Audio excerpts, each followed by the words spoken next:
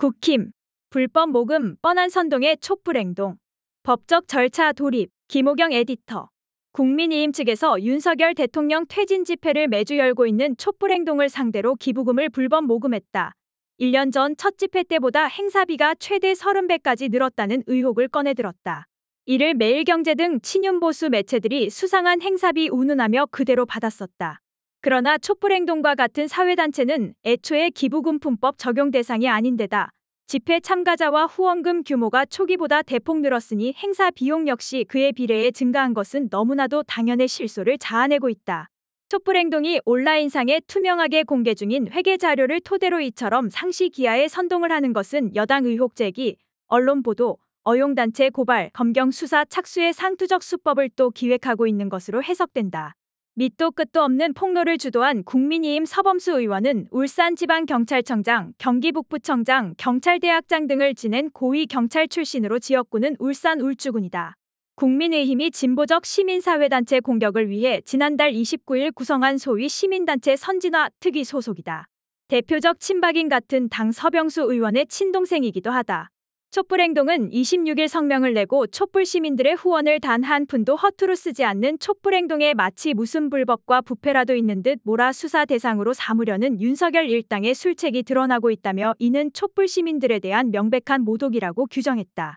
이어 촛불행동 카페와 카카오톡 채널, 텔레그램 채널, 유튜브 채널 등 모든 온라인 공간에 공개돼 있는 회계보고 자료를 서범수 의원이 마치 비밀 자료를 확보했다는 듯이 보도가 됐다면서 그가 경찰 출신이라는데 무슨 버릇 남 못 준다는 말씀이 어디 하나 틀리지 않는다고 했다. 그러면서 더 실소를 금할 수 없는 것은 그간 촛불행동의 성장과 발전을 알면 당연한 것을 무슨 수상한 일이라느니 수사를 해봐야 한다느니 하는 망발을 일삼고 있는 것이라며 서범수는 1차 촛불대행진의 행사 비용이 15차에 이르러 30배로 급증했다고 주장했는데 행사 비용이 늘어난 것은 그만큼 시민들의 후원이 늘어났다는 것이고 윤석열 퇴진을 요구하는 민심을 반영한 것으로 해석하는 것이 정상 아닌가라고 지적했다. 촛불행동은 참가자의 규모가 커질수록 행사 비용이 커진다는 것은 상식이다. 민심의 집결이 더욱 강력해질수록 후원 액수는 커지기 마련이라며 그런데 서범수 의원은 이 현상을 이해할 수 없는가 보다. 무식한 것인지 무슨 꿍꿍이 속이 있어서 그냥 냅다 던져보는 것인지 알 길이 없는 그야말로 자신이 바로 그 수상한 자이다. 아니면 검찰 측의 요구로 슬쩍 흘려 앞잡이 노릇을 하는 것인가라고 따졌다. 아울러 촛불행동은 이런 기사들을 보면서 다시 한번 촛불 국민들께 머리 숙여 감사의 인사를 드리게 된다. 위대한 국민들의 힘으로 윤석열 퇴진, 김건희 특검 촛불대행진이 45차까지 줄기차게 이어질 수 있었기 때문이라며 엄청난 후원을 해오신 것을 새삼 확인하게 된다. 그래서 우리는 촛불 국민들의 진심과 헌신을 우롱한 서범수 의원의 괘씸한 행보를 그냥 지나칠 수 없다고 강조했다. 촛불행동은 서범수 의원이 검경에 촛불행동의 계좌를 뒤지라는 선동을 하고 싶었던 것인지 아니면 검찰로부터 지침을 받아 그렇게 한 것인지는 모르겠다면서 서범수 의원에 대한 법적 절차에 돌입한다. 국힘당의 선동과 언론의 여론공작, 극우단체의 고발과 검경의 압수수색. 이러한 공격 방식을 또 써먹을지 지켜보겠다. 자충수만 늘어나게 될 것이라고 경고했다. 이와 함께 후원금 관련 음해 보도를 한매일경제 등 언론사들을 상대로 언론중재위원회에 정정보도를 요구하기로 했다. 앞서 서범수 의원은 전날 보도자료를 통해 촛불행동이 지난해 8월부터 12월까지 온라인 후원 시스템과 계좌이체, 현장 모금 등 방식으로 총 7억 7천만 원을 모금했다고 밝혔다.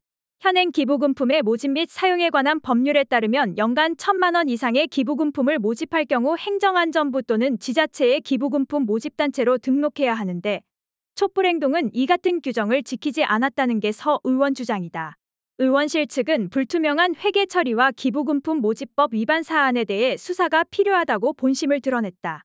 서 의원실은 또 촛불행동의 후원금 기부금이 초기 700만 원 규모에서 11차 집회에선 1억 6,700만 원으로 늘었는데 이에 맞춰 집회 비용도 1차 331만 원에서 11차 9,732만 원, 15차 집회에서는 1억 767만 원까지 늘었다고 전했다. 이 같은 기부금품법 위반 주장의 촛불행동은 과거 박근혜 정권 퇴진 비상국민행동이 기부금품법 위반 혐의로 고발됐으나 불기소 처분된 사례 등을 들어 반박했다.